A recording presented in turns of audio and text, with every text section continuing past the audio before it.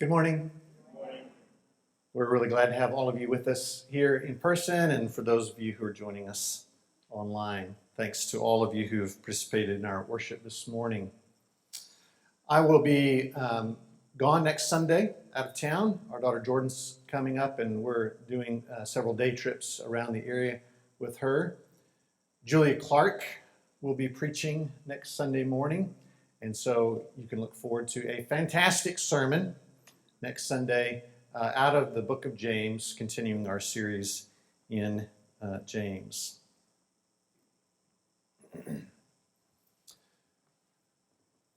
Many of you know Sandy Hogan. I'd love to embarrass her and have her stand up, but instead I'm just going to draw attention to her in this way, further embarrassing her. Sandy's the office administrator. Much of what happens around her has her fingerprints on it. And many times when Sandy will come into the office, one of the first things that she will say to me is, "What's the plan?" Meaning, what are we going to do today? What are the priorities for our day? What do we hope to get done by the end of the day? What do we need to start in motion so that it's finished by the end of the week? And so we'll talk about that, and we'll create a plan, and then we'll begin to execute that plan. Inevitably, things happen during the day or the week that interfere with that plan or change the plan or might even derail the plan altogether. But at least at the beginning of the day, or at least at the beginning of the week, we have some sense of where we're trying to go and what we're trying to do. So I want to invite you to just sit with that question for a few minutes this morning as you think about your own plans, as you think about God's plans. And I'd like you to consider the way in which this question, what's the plan, touches on four related elements in your life: location, duration, occupation, and conclusion. I'll illustrate with some stories about plans from my own life. First, location. When I was in seminary, I had lots of thoughts about where we'd go when seminary was over. Plans for the locations where I might begin preaching. I was planning on some large urban location, a place with a lot of people, a lot of resources: Los Angeles, California, Nashville, Tennessee, Chicago, Illinois, those kinds of locations. And so during the last year in seminary, I started applying for preaching positions around the country in some of the locations that I've mentioned and others like them. After several months of applying for preaching positions, only 2 churches extended an invitation for a face-to-face interview.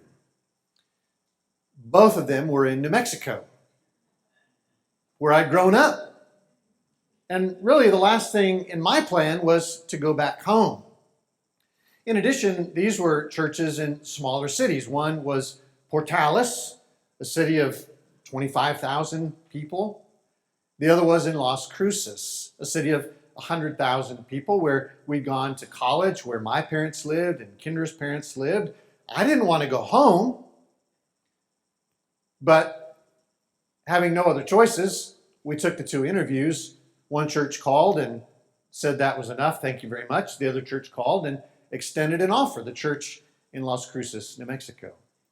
And we ended up moving to a location we had never really planned to move back to.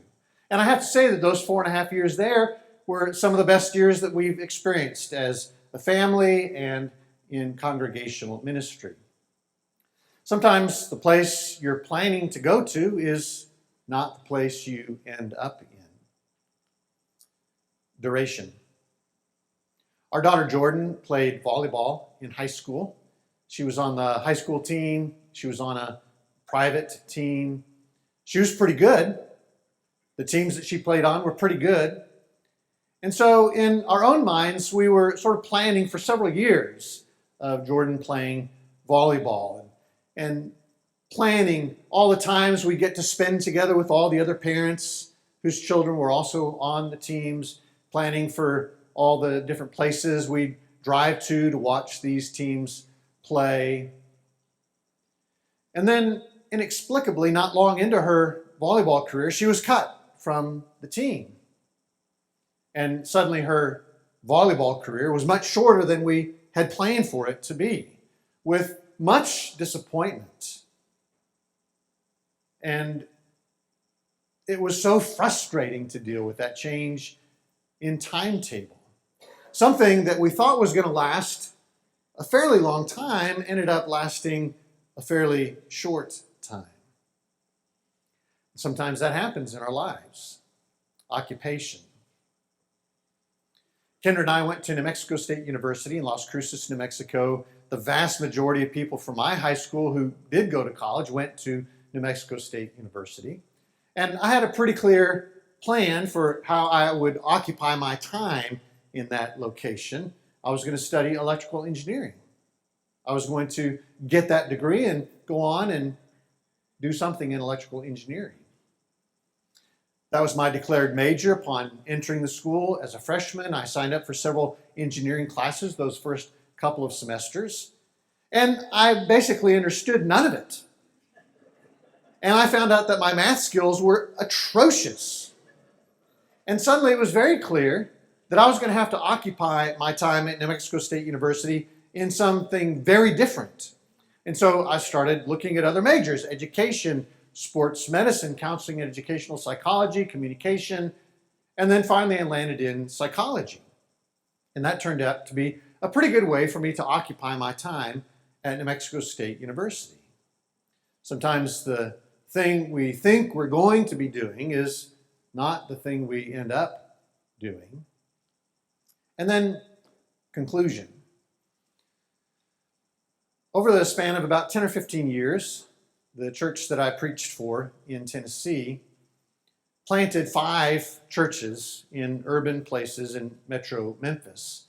These 5 new church plants were designed to reach other ethnic groups, other socioeconomic groups that we weren't reaching at our primary campus. And over those 10 to 15 years, we poured at least $2 million into that effort.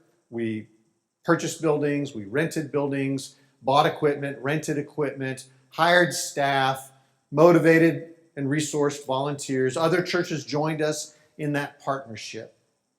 And we had a pretty clear idea of what the conclusion to all of those efforts would be.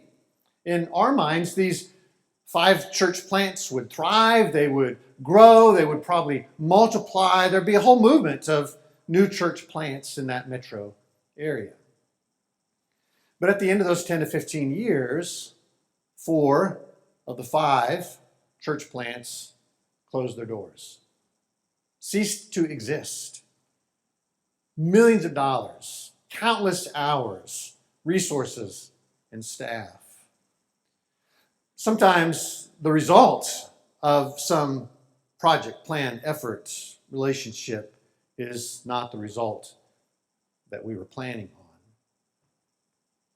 And so that all then leads us back to this text in the letter of James, where James is writing about the plans that we make and the plans that God is making. And so again, he says, "Come now, you who say, today or tomorrow we will go into such and such a town and spend a year there and trade and make a profit. Yet you do not know what tomorrow will bring. What is your life? For you are a mist that appears for a little time and then vanishes. Instead, you ought to say, if the Lord wills, we will live and do this or that. As it is, you boast in your arrogance. All such boasting is evil. So whoever knows the right thing to do and fails to do it, for him it is a sin."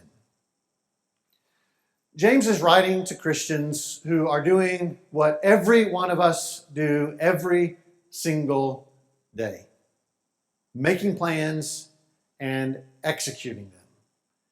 from everything from the grocery store and the list that we're making to career paths we're pursuing to relationships that we're involved in.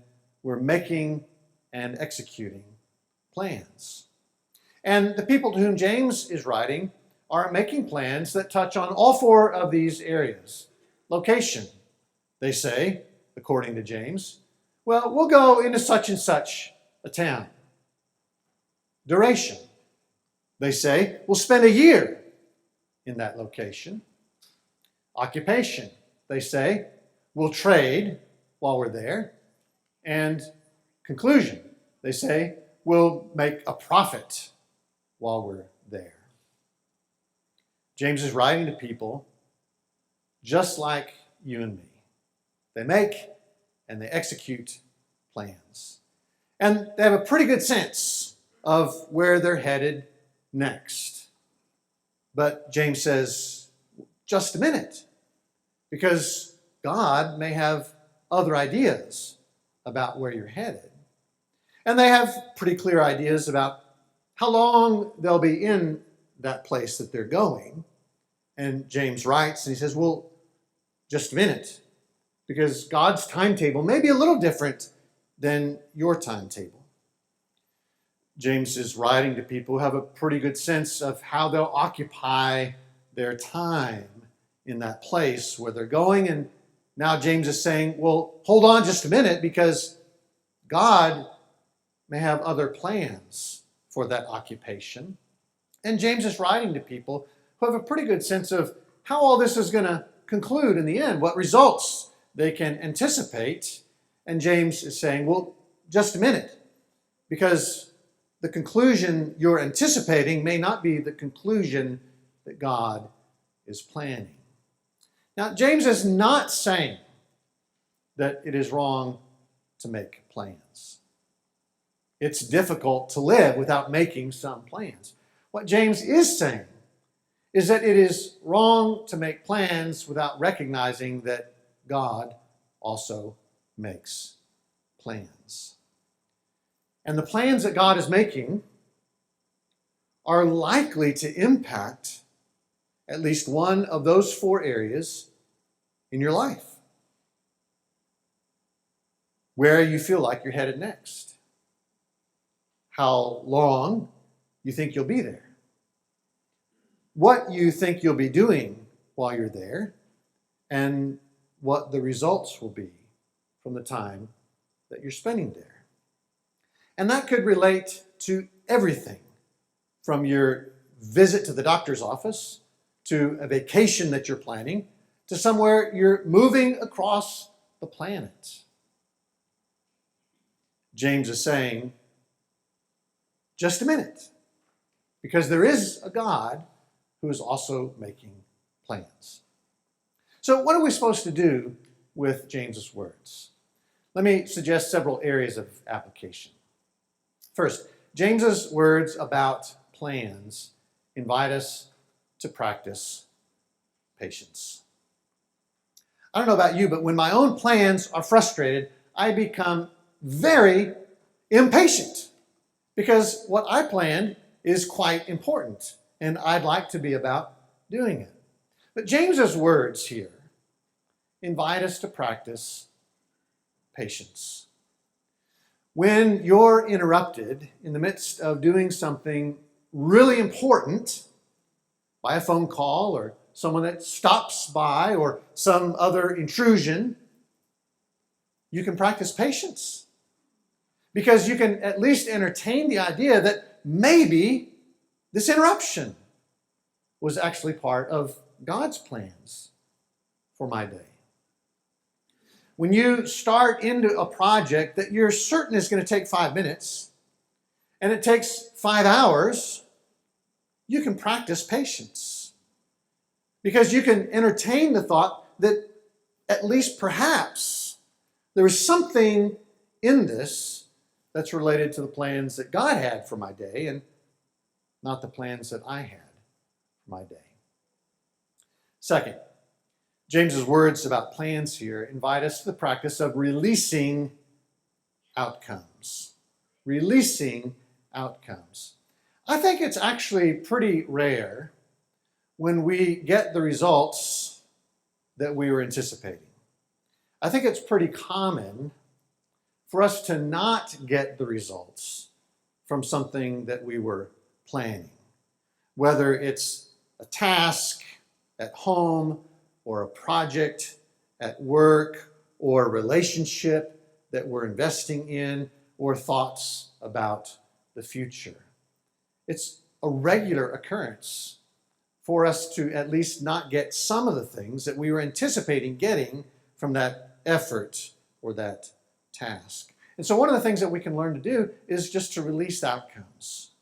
Yes, let's do everything that we can so that we do our part, so that we steward that opportunity, that trip, that project, that task, that relationship. But then let's just release the outcomes and trust that however this works out, there may be something of God's plans in it. Third, James's words on planning invite us to plan in pencil. I'm not talking literally, but I am saying you will be a lot happier in your life if you'll plan in pencil rather than in permanent ink. If you'll plan in a way that allows that plan to be erased and amended or completely rewritten. Because some of the hardest times that we go through in life are when we've written and thought about plans in permanent ink.